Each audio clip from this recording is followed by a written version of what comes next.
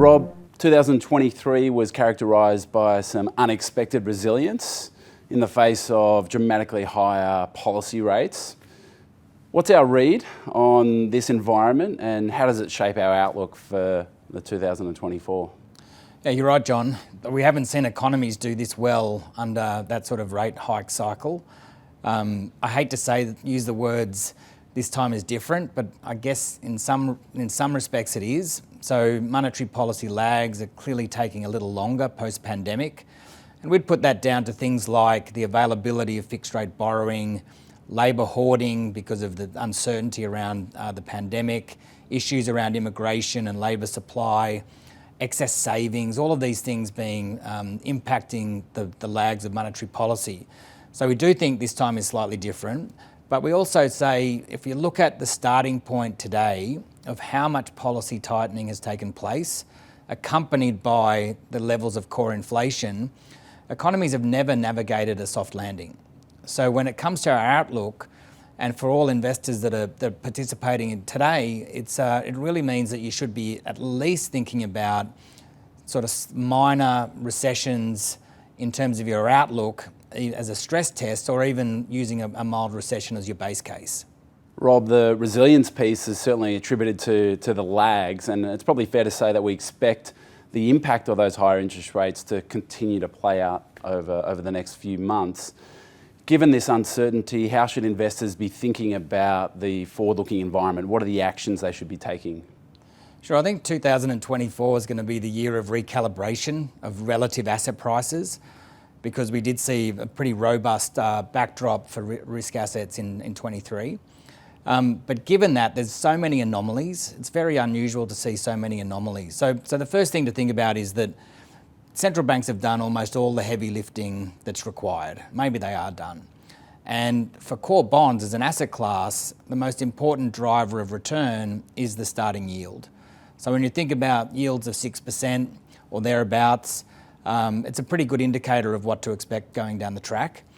But the really most important thing for 24 is that the bond market is finally playing its role to keep every other asset class honest. So it sets a hurdle for taking risk. You need to start earning a lot more than a 6% type investment to generate, or to justify, I should say, taking risk. And I think while rates were so low, a lot of the other asset classes started to get complacent and lazy. There was never meant to be a herd of unicorns. You know what I mean? Like these things are anomalies. And so when we look across asset classes now, the relative expected returns from risk assets versus bonds has narrowed to the point that investors, if they're still underweight the defensive asset classes, underweight core bonds, they should be moving now. Now's the time to get back to square and maybe start to look to be overweight the core bond asset class. Rob, there's a few points that I think we need to expand on. You spoke about bonds recalibrating other asset classes. You spoke about bonds keeping asset classes honest. What does this mean? What are the action items for investors? I think there's a few things for all investors to think about. The first one is, have all asset classes repriced to this new environment? And the very clear answer is no. So at one moment in time, you've got things like listed property trusts gated, yet you've got other illiquid assets still priced at par. It's the time to act now. If you can sell some things at par, you probably should.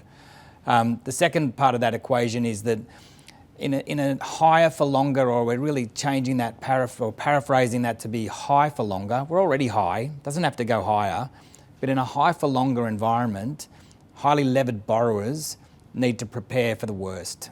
If you're thinking about a short-term interest rate storm, that's the wrong mindset. You need to be thinking about rates staying on the tighter side of neutral for an extended period. So prepare for that.